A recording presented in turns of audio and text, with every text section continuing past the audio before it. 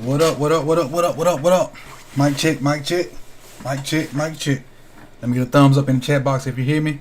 Let me get a thumbs up in the chat box if you hear me, so I can give you what we doing today. So, let me make sure I got a thumbs up first before I start.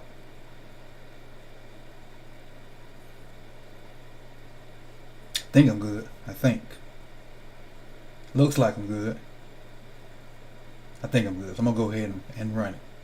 All right. So this is what we're gonna do. I was working on my Devontae video yesterday, and I kept getting different messages on different platforms about what I thought about DeCosta's press conference. I haven't seen it at the time, and really I still hadn't seen it. I've just seen some comments from different people. So this is going to be my reaction to what he's saying, because I really haven't seen it. But as far as the people that hit me to watch it, it must be some interesting stuff said. Now I will say this before we go through it, and it's 49 minutes long. We're not gonna do the whole 49 minutes, but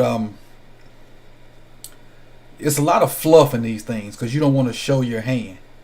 So it's gonna be hard for me to say what's real and what's not, but I'll try to take it for what it's worth. And let's just say I'll do the first 20 minutes and see where we at on time, and then go from there. If I'm still close to that range, I'll keep going. If not, it is what it is. But let's get started, and I'll stop it to kind of comment on each one of his little statements. It's been a long time, and a lot has certainly transpired since then. What I can say is it was a very, very challenging season, rewarding season as well. I always say that one of the hardest things I've ever done is graduate from Colby College. And I would say that this season, surviving this season and succeeding, getting through this season, was probably right up there with that. Proud of the team. I think we overcame a lot of adversity, a lot of challenges, unique things that happened throughout the course of the season. I agree with that. In the off season, the coaching staff did really a remarkable job getting us prepared to play every single week. Especially with all the cancellations and readjustments. So I agree with that. And put us in position to succeed every single day here in the building, facilities, everything, to give our players the best chance to win. And it was a unique season in many different ways. Many different things would pop up day to day. You'd think you had something figured out, and something else would come up. But again, understandable. Not the that happens in regular coaching. Not to mention the COVID year. But we see progress with this team. A lot of young players emerged. Very proud of the way that we competed, especially the second half of the season with our backs to the wall. He said a lot of young players emerged. So let me think back to what young players in my mind emerged other than Queen. And then Queen's play was spotty.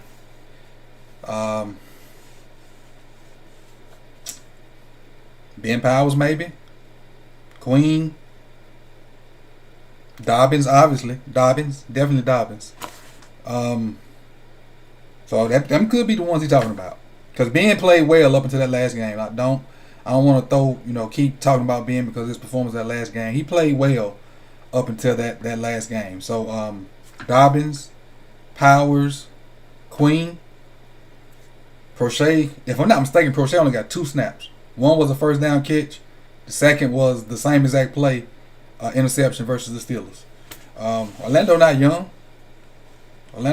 This is like his third year. Three and up, you're not young anymore in the NFL. To me, it's 1 and 2. But let's move on. To get in to the playoffs, all the different things we had to handle to win those games. We won a playoff game. In the end. And I'm reminded of this as I'm headed down to the Senior Bowl. Maybe Malik. Today, actually, this afternoon. And Joker. And there are going to be 29, I feel, that sense of disappointment. But also a sense of optimism as we think about the future and what the team's going to look. Not to cut him off, but Jamil put a $3 in Super Chat. Matabike. Great point, Matabike. Jamil, great point. So this is one of the great things about working in scouting is we never really have an off season. We call it the off season, but it's really our season. And that's the best part of my job, is we can be eliminated, and the next day you get right back and ready to work again with the team than you had the previous year, and we will do that. I want to thank some people quickly, and then I'll open it up to questions. I want to thank Steve Bisciotti, support first and foremost. Dick Cass, I probably spent more time talking to Dick Cass in the last 3 months than I've spoken to Dick in the last 15 years. He's really been a advisor to me and has helped navigate. What's going on? John Harbaugh, great coach, even better person, great friend. This was a season where we really needed John's leadership, especially, and yes, Deuce. He's just in the mix. A great person. George Cook. Is this my internet? Newsome, Pat Moriarty, Nick Matteo, who was our COVID czar.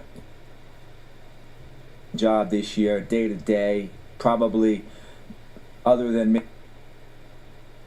Shout out to as well on the coaching side. Those two, true, with all the COVID, all the different protocols, situations that we had to adjust to on the fly. The facilities guys, Keith Mack. Okay, let's do this. We're going to go switch up because I'm not here for all this. Trainers. 1 second. A doctor. Those guys, they couldn't really be there to support. 1 second. They also. We ain't here for this mumbo. Do this. Do that. I'll give you one more chance. Ravens website. I'll give you one more chance. Where we at? 407? Give you one more chance. I'm going to refresh you and come back. See if that works. If not, we're going to go to YouTube.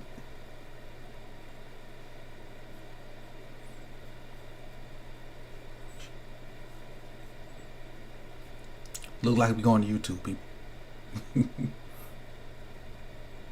Looks like we're going to YouTube. Okay, we got something going. Hold on. Let's see. Back to 407. That's close enough. Let's see if we're good. Let's see. Again, in your early part of your tenure, when you go into this off season, do you see a lot that has to be done, or do you just tinker a little bit and then just add a couple of pieces here and there? And sorry to stretch this question out, but do you feel strapped by the salary cap, or do you think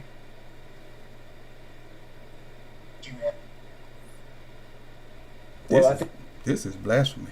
Get better. All right, guys, we're gonna go to YouTube. Good foundation. I didn't want to go to YouTube in comparison to. I'm probably gonna get demonetized. We're gonna go to YouTube, and I'm sorry for this. Who would have thought? My internet never messes up, but it's tripping today. Hang with me, fam. I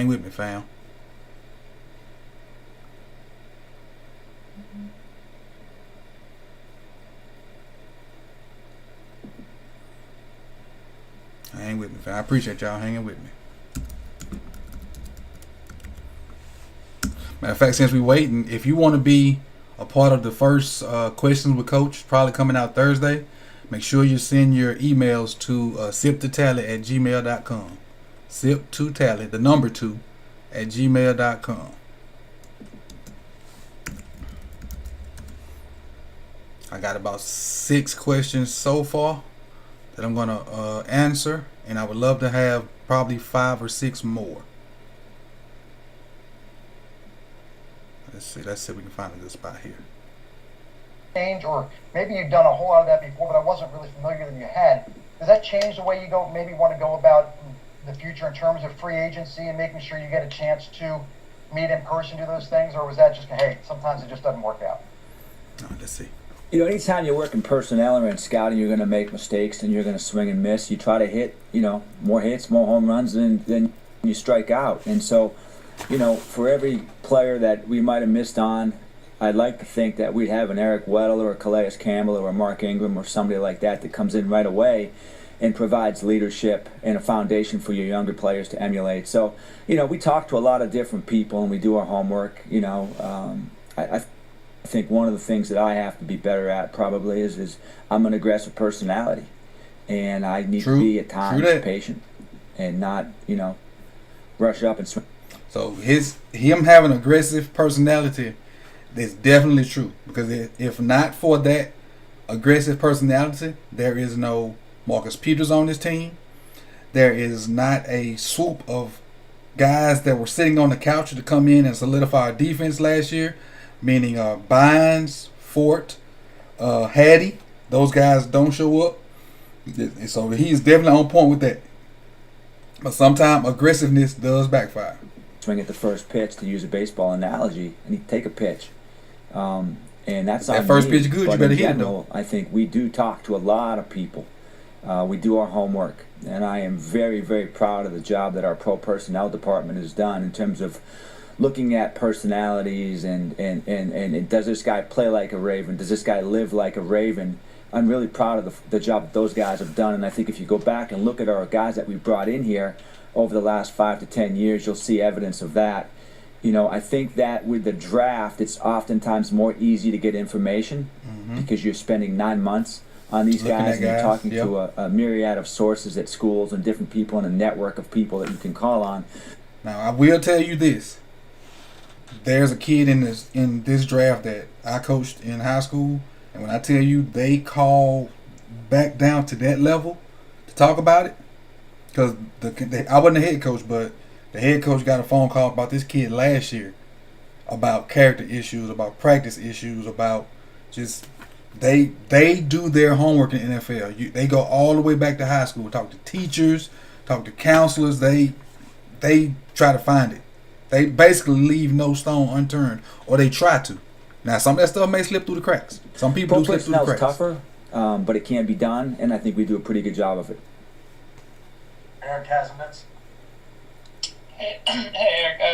Last year, obviously, the offseason got thrown into chaos kind of, midway through. Approaching the offseason this year with no combine and all the pandemic challenges, what do you see as maybe some of the biggest things, maybe things people aren't talking about that are going to be affected by the unusual nature of things? No combines going to hurt.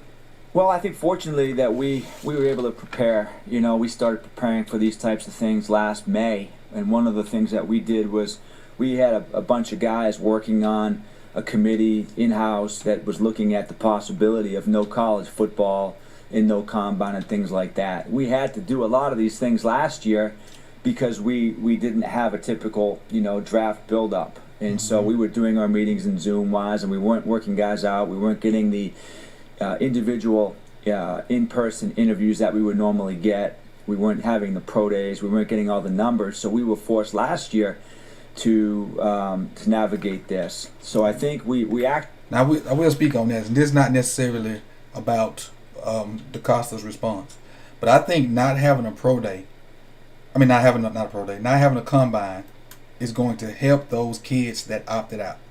And let me break down why. Because they hadn't really been in a competitive setting since whenever they opted out. So now you're going to jump up at the combine and run as hard as you have ever run in your life, lift as much as you've ever lifted in your life. Without a proper build-up, you're looking for injury. Now, at a pro day, you can have the proper warm-up.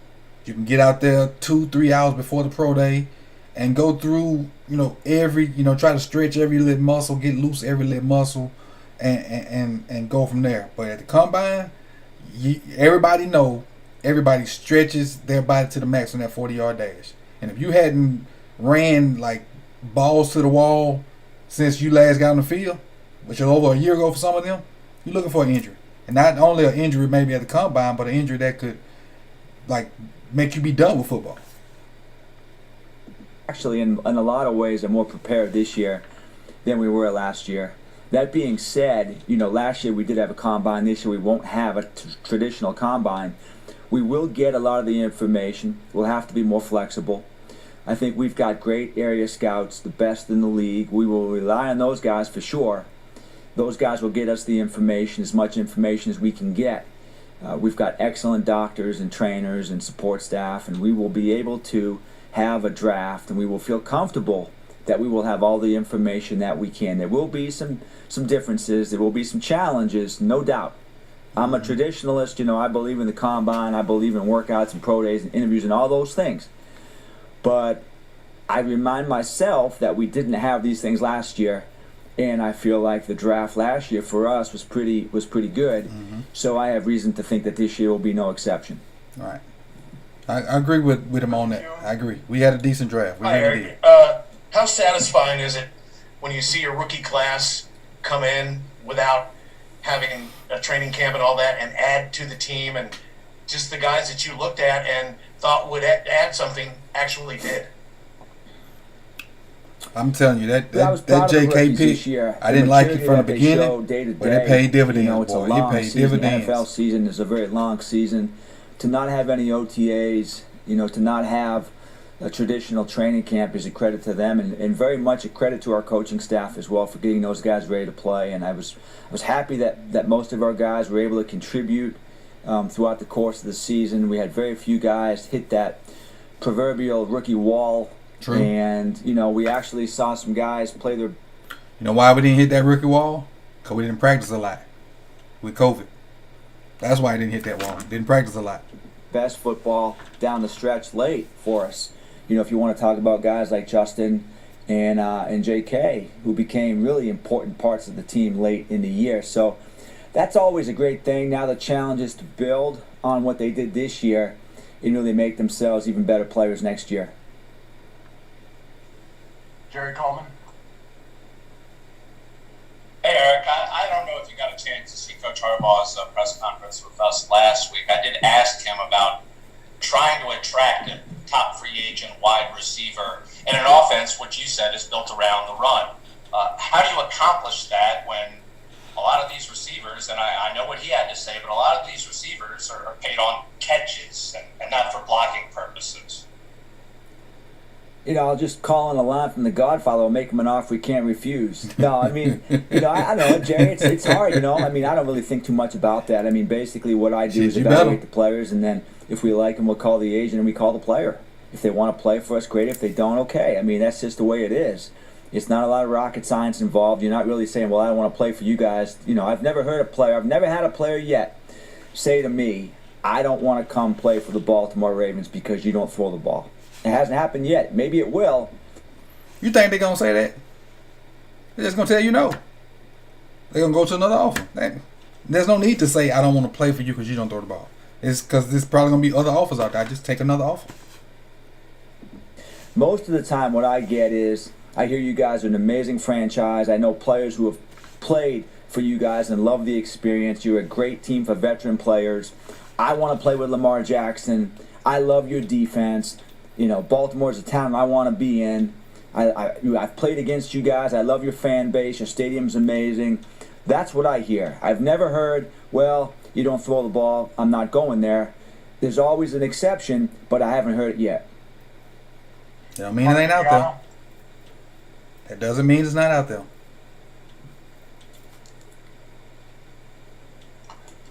Sean Stepner. Hey, Eric, good to see you. My question's along those same lines.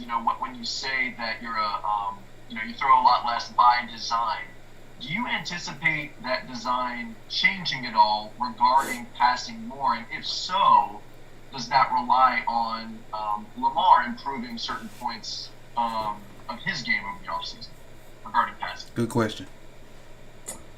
Well, I would think that, Lamar, being who Lamar is, Lamar wants to improve. I mean, I want to improve too. I mean, we all want to improve. You wouldn't be in this business unless you just constantly want to get better, just like you guys. So that goes without, I think saying that we all want to get better, and that's on the quarterback, that's on the receivers. As far as the scheme and all those types of things, that's the coaching staff and that's the players. That's Greg Roman. I don't really get too caught up in all that right now. I'm more interested in what time it is, more so than how to actually build a watch. So, I would defer to Greg and all those guys on how do we do that, what we want to do, and they'll have ideas personnel wise and the type of players that we're looking for. And I get a lot of value out of that, just sitting down with Greg and the coaches and talking about the specific types of players that we want. What type of tight end are we looking for? What type of receivers are we looking tight end, for? period. What kind of traits do we want our offensive lineman to possess or a running back to have? So those are the things that really help me build the team. And then what I try to do is supply the players, the coach. So I will tell y'all this: Pitt's probably not gonna be there by the time we pick. So if tight end is the thing you think we need, which I think is gonna help us. Look at Brevin Jordan from Miami. Coaches with those kind of players, and then the players and the coaches go to the lab and present the product. Just a quick follow-up. I mean, is it something that you think, improving in the passing attack and getting better in that regard is something that you need to do to keep up with the teams that, we see in the championship game, in the Super Bowl now and the Final Four? Yeah, well, I think, as I said, I think I've answered this question, but, there's a lot of things that we can do to improve, and one of those is reducing penalties. I mean, we were highly penalized. Turnovers off as well. I watched those games yesterday, and, I think one of the issues that one of the teams had yesterday was they couldn't run the ball, and they didn't keep the other team off the field, So, I think the That fact same that team let's that didn't not run the ball forget on now us. that we have a running attack that's probably the best in football and probably the best in the history of football. That's to our credit. And we want to be good at everything. We don't want to be a great offense and a great defense and be terrible on special teams. We don't want to have a great special teams and be really good on offense and be a terrible defense. Last year we felt that we had to improve on defense up front, and we did that. And so, we have ideas of what we have to do to fix the team, and we will do that. We will work on that. I'm not going to say right now, sitting here today, that, we're going to do all these different things to improve the passing game. It's going to take place over a 2, 3, 4, 5, 6 month period of time. Who I thought he was But we gonna would say like years. to improve in many different areas. We did not accomplish our ultimate goal this year, and we've got to find out why, and we've got to be able to do that next year. Because we could not throw the ball. That's why. Hi, Eric.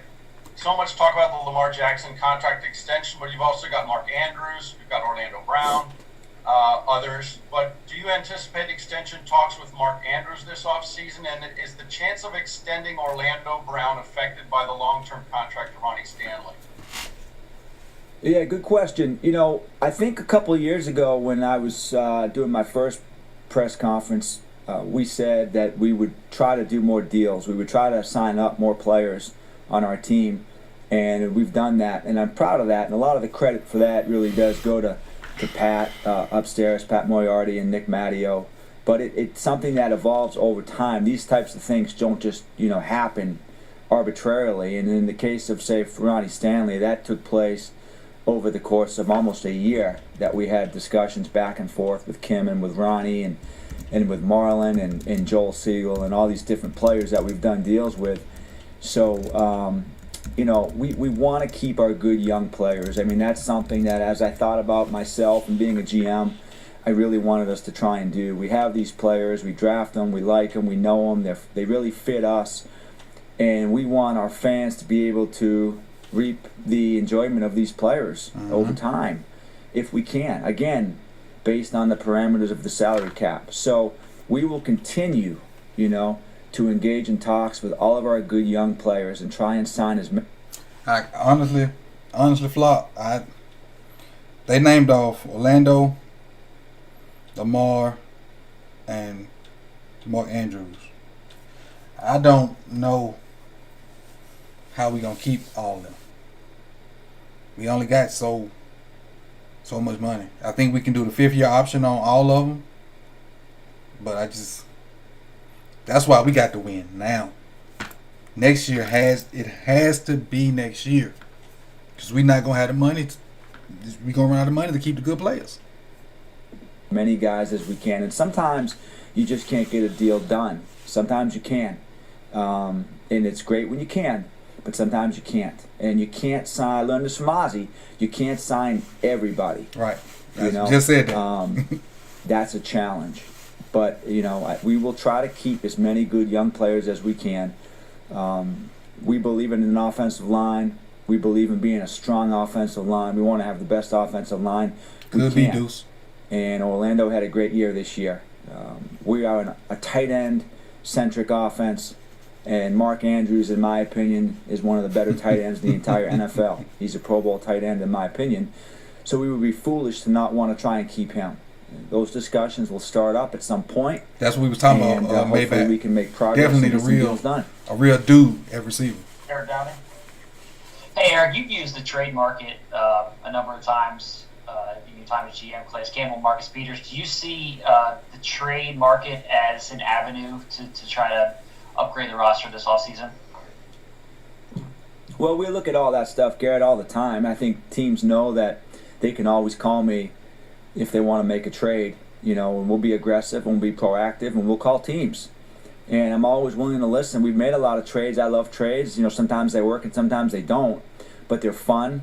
I think it's one of the great aspects of this job is having a chance to wheel and deal and make some trades, especially if the Ravens need scheme. Minimize the risks involved and get a guy that can can't help draft the football game. scheme. So we'll look at all that. We don't have quite as many picks this year as I'd like to have, partly because we made a trade.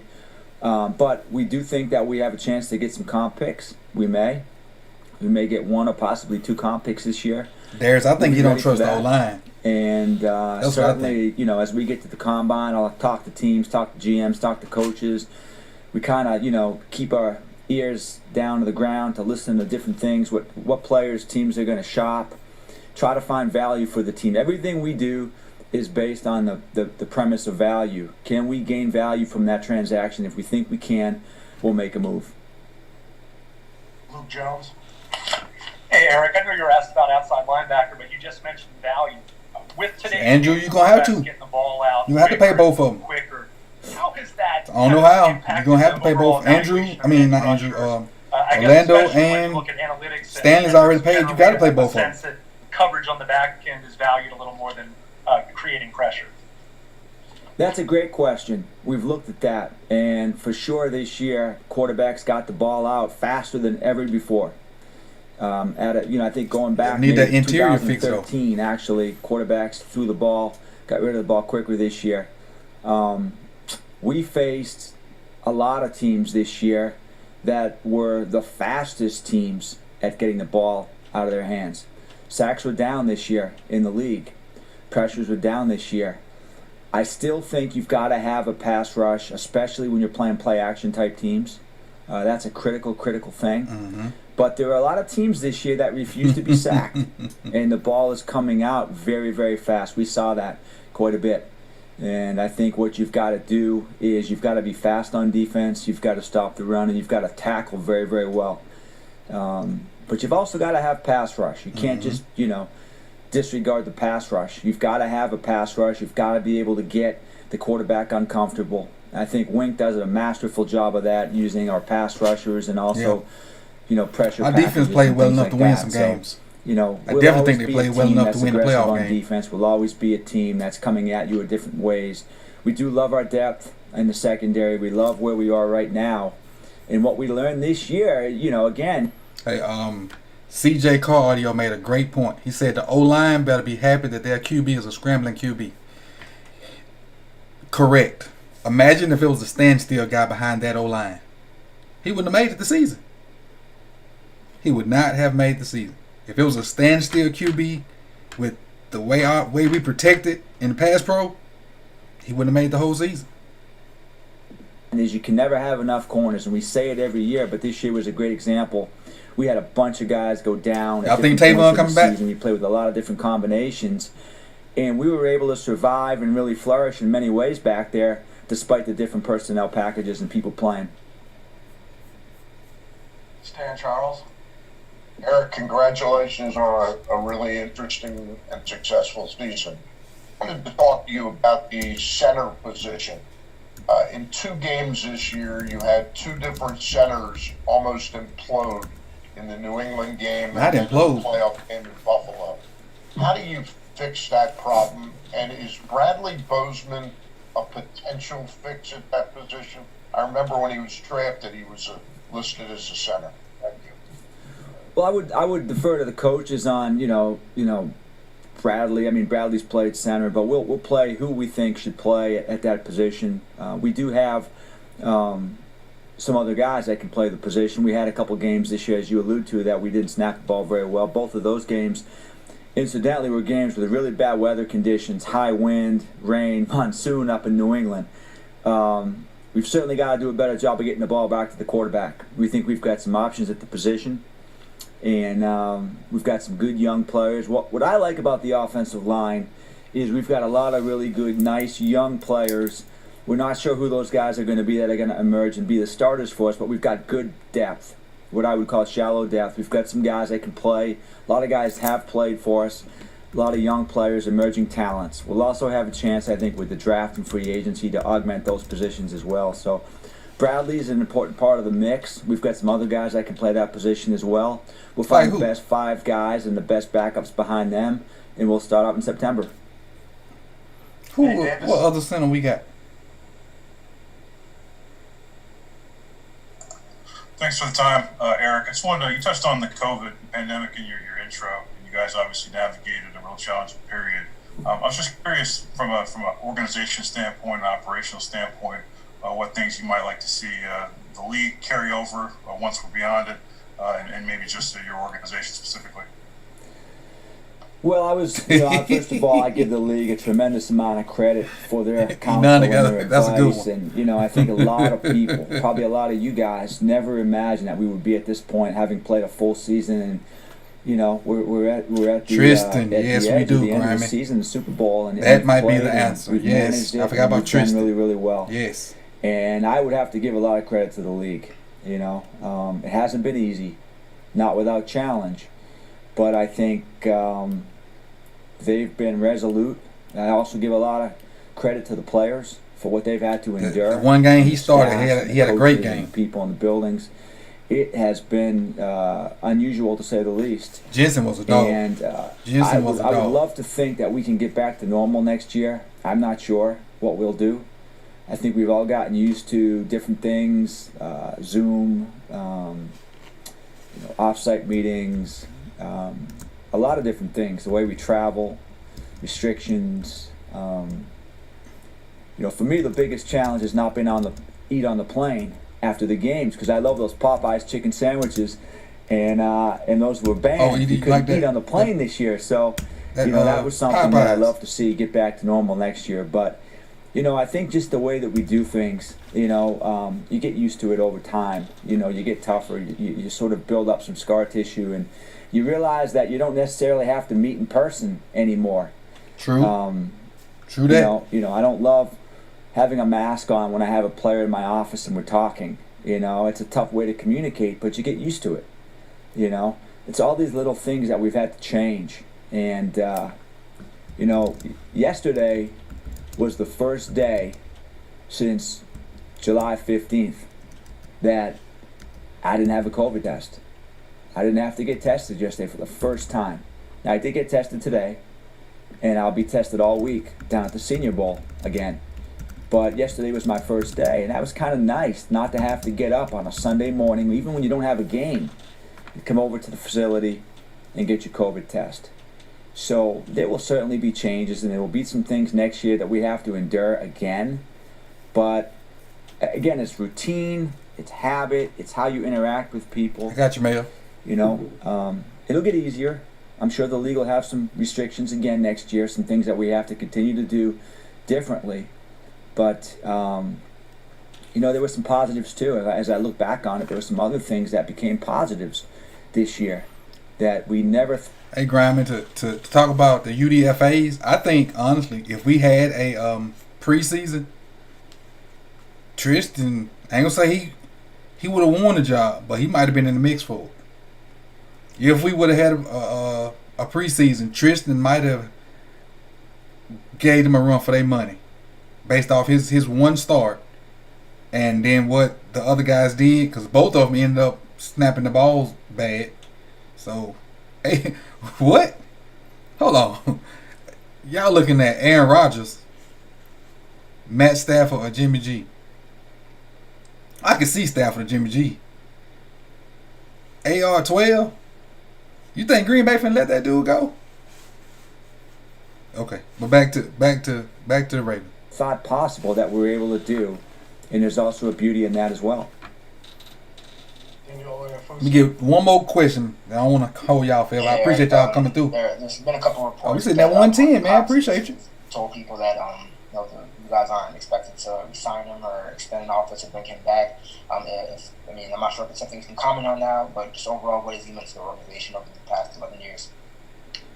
Well, I did have a meeting with Morgan last week, and it's almost a circle of life at times, and you have to continue to get younger as a team. And as you all know, we had Nick Moore, and we kept Nick, the practice squad most of the year, and he had a chance to snap in a game for us. And he's a younger player, and we felt that although it was very, very difficult to move on from Morgan, it was probably something that we needed to do long term. And so we made that transaction last week. We got Nick signed up, and I had a conversation with Morgan and told him that we would not be offering him a contract moving forward. It's tough because, in my opinion, Morgan has been really one of the better Ravens of the last 11 years. His attitude, he's overcome some injuries, his performance. The Wolfpack is finally broken up. His ability every single day to come in and be a leader, and his attitude, crazy. And just the way that he practices. It's crazy. The Wolfpack is finally breaking up, and all three of them had some kind of mess up in the Bills game. I think Cox had a delay a game or a false start. We had a 12-inch punt from Cook, and then Tucker missed field goals. So all three of them had some kind of crazy situation that we've never seen as Ravens fans, for all three of them to have something go wrong with them.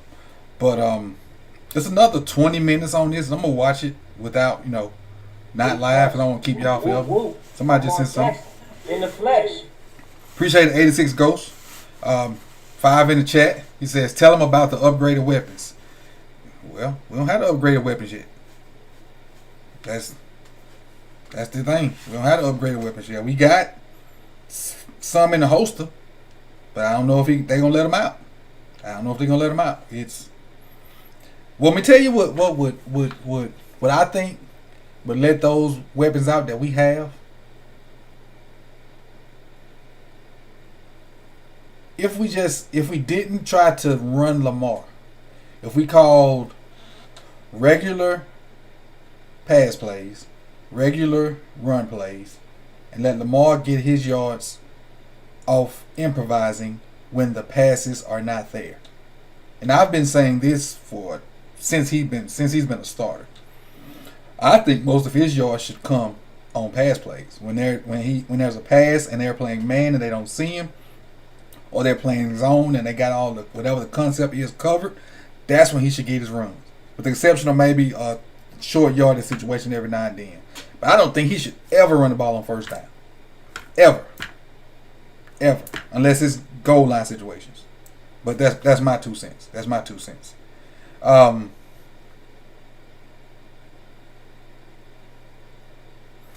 okay. Let me see how much we got.